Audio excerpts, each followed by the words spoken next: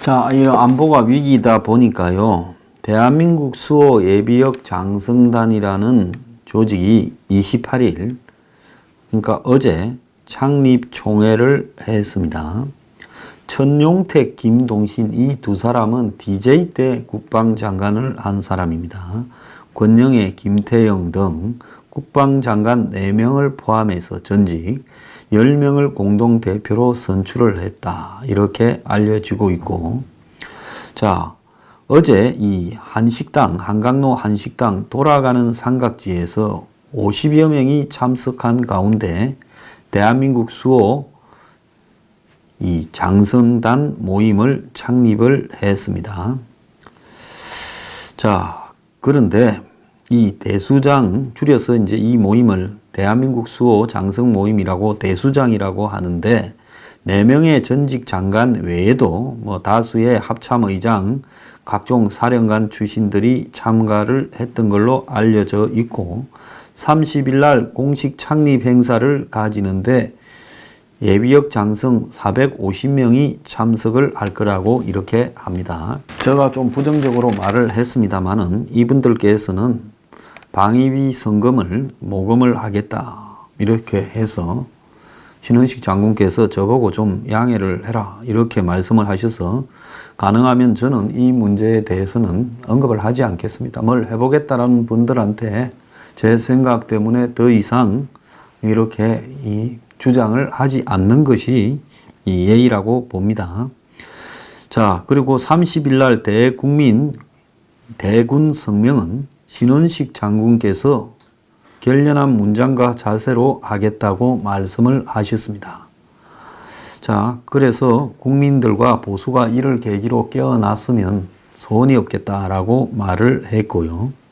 이 30일 날 출범식을 육군회관에서 하기로 했는데 광고까지 나갔는데 육군 본부에서 대관을 해주지 말라는 지시를 내려서 25일 오후 8시 육군회관 측에서 일방적으로 불가능하다라는 통보를 해왔다고 합니다.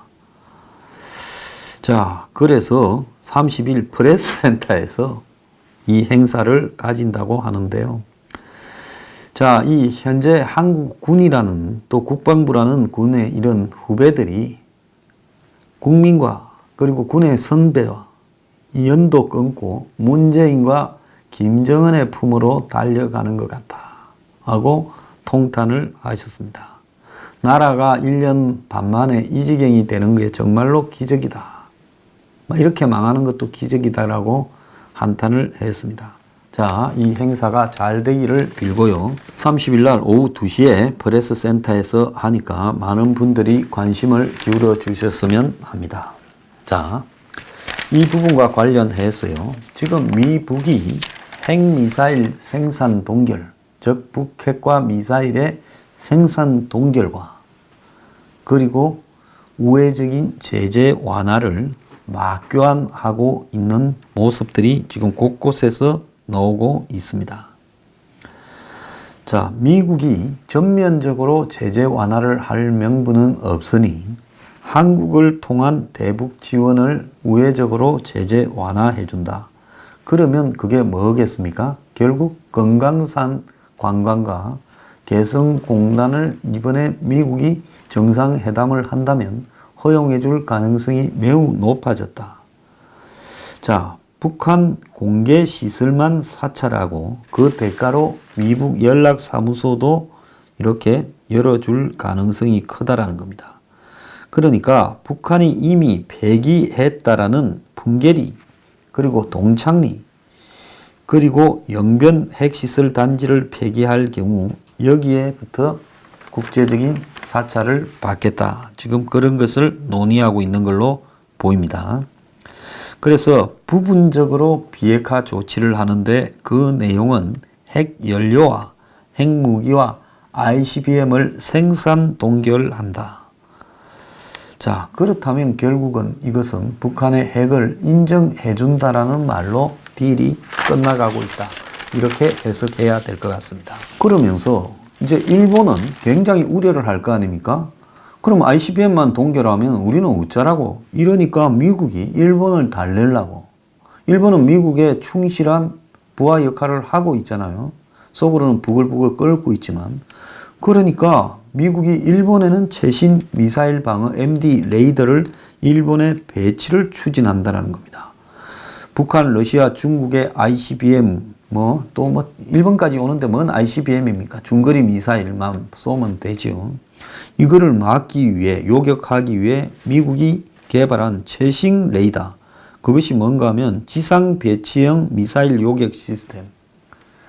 그러니까 이지스 어시오라고 부르는, 흔히 지금까지는 일본의 이지스 함에서 거기에 레이더를 가지고 북한 쪽에서 일본으로 날아오는 미사일을 이지스 함에서 SM-3를 쏴서 이렇게 추락시키는 거였는데, 이걸 지상 기반, 그러니까 그걸 갖다가 이 이지스 어시오라고 이야기를 합니다. 그걸 갖다가 배치를 하는데 GMD라고도 하죠. 그라운드 베이스 미사일 방어.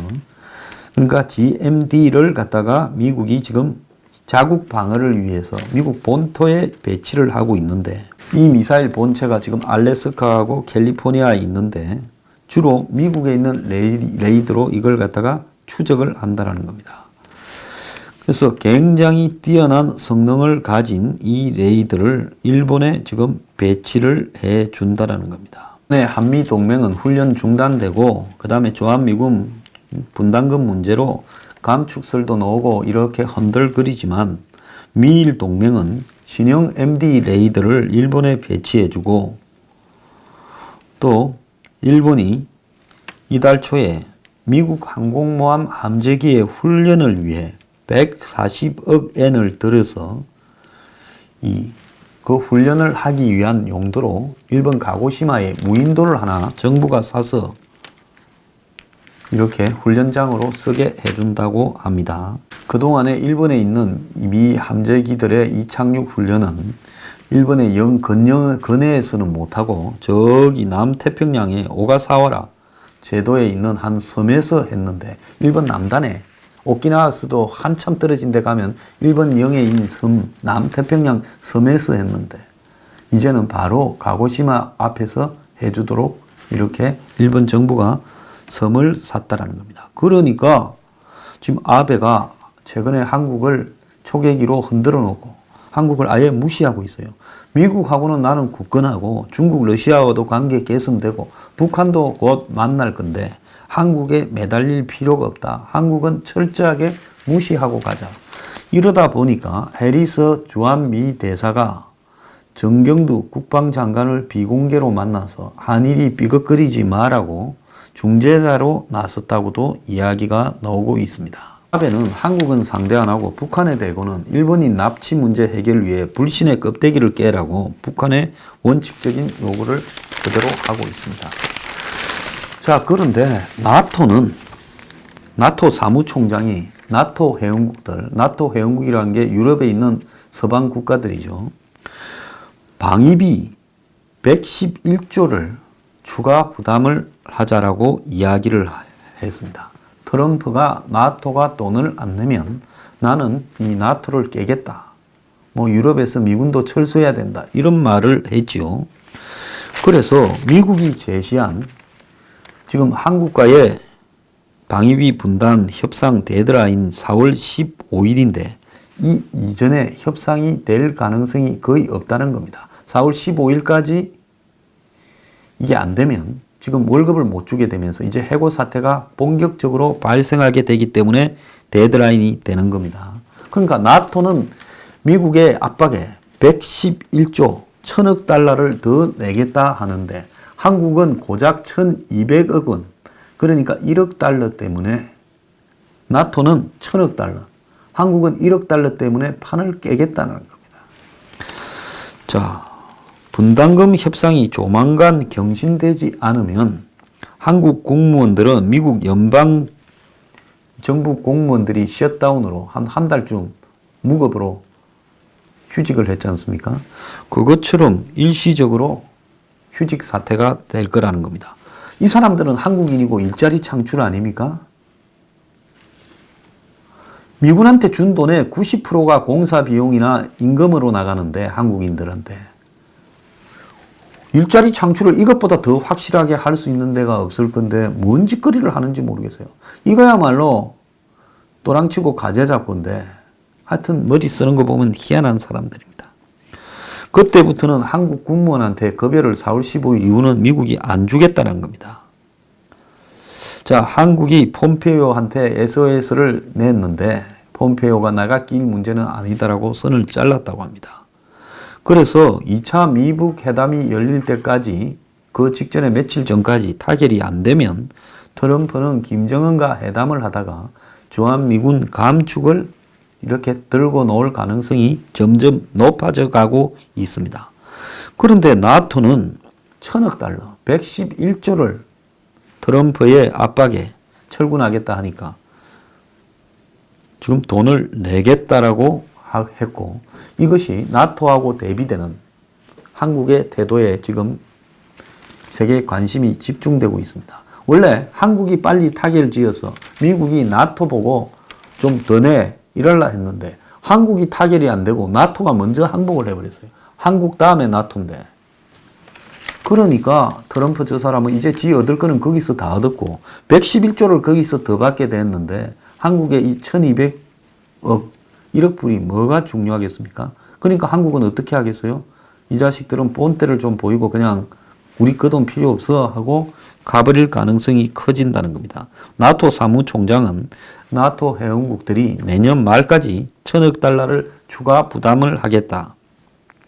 지난해 26개국의 국방 예산이 2,857억 4,200만 달러, 약 320조인데 자, 미군의 나토 철군 가능성을 묻는 이 진행자의 질문에 회원국들이 더 많은 돈을 내야 된다는 트럼프의 메시지는 분명했다. 그래서 우리는 지난해 7월 분발하기로 했고 성과가 나타났다. 이렇게 말을 했습니다.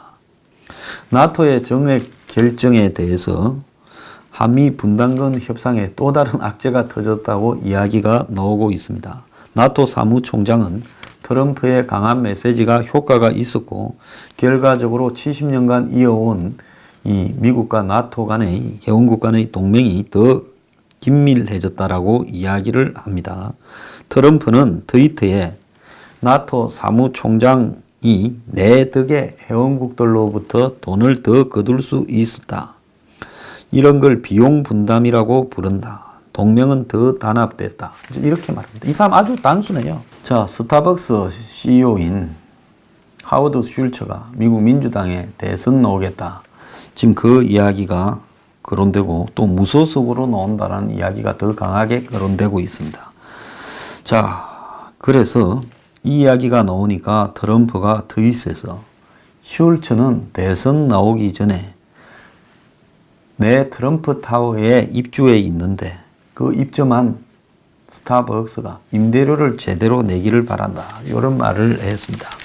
그래서 돈을 받아내는 데는 탁월한 사람이고 자신의 그런 기대가 어딘가에서 이렇게 깨지면 거기에 굉장한 자존심의 상처를 느끼고 더 강한 어떤 수로 그쪽에다가 보복을 하는 그런 성향을 가지고 있는 사람입니다.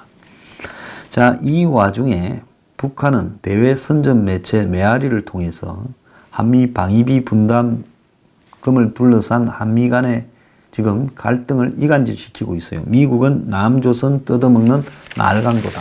결국 돈 주지 말라고 지금 메시지를 보내고 있는 겁니다. 자, 문재인 정권이 지금 이 회담을 깨려고 작정을 하고 있는 것 같은데요. 자, 이걸 깨가지고 문 정권은 그야말로 이 한반도에 미군이 철수하기 시작하는 부분들을 얻어내려고 지금 하는 것 같습니다.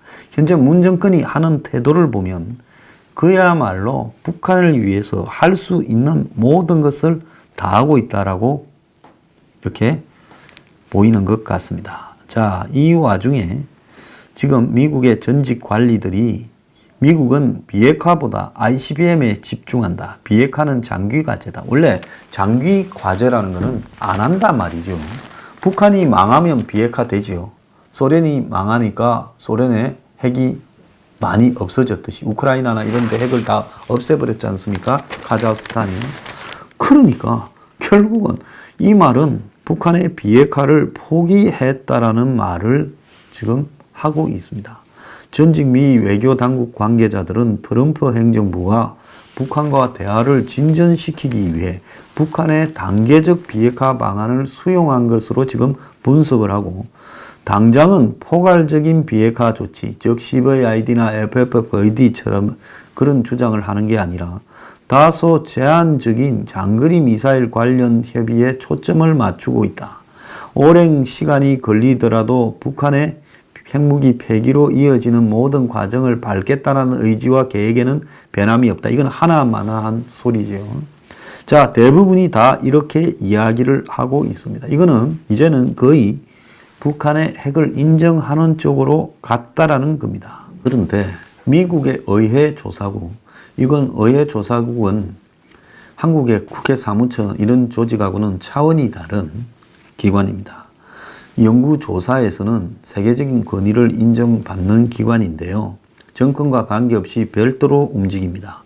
이 미 의회조사국이 최신 보고서에서 북한의 비핵화 의지의 의문을 제기했습니다.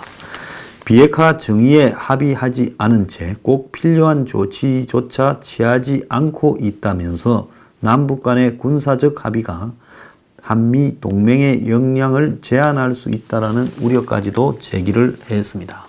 미 의회 조사국 CRS라고 그러죠. 자, 여기에서 김정은이가 비핵화 의지가 여전히 의문이다라고 이야기를 하면서 2차 미북 회담 가능성 그동안의 외교적 성과라는 보고서에서 일부 성과에도 불구하고 한미 전문가들은 북한의 비핵화에 회의적이라고 이야기를 하며 북한이 아직도 핵 목록과 시설 공개에 동의하지 않았고, 즉 리스트 제출과 사찰 이런 부분을 전혀 받지 않는다는 겁니다. 그리고 비핵화에 대한 국제적 검증, IAEA 등의 검증도 수용하지 않았다는 겁니다.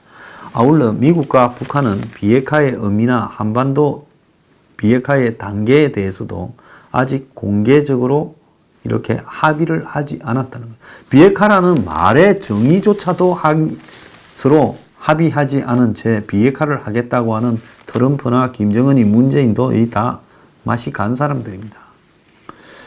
자, 그리고 어떻게 비핵화를 할 건지에 대해서 스케줄도 짜지 않은 채 지금 비핵화 협상을 하고 있다고 합니다.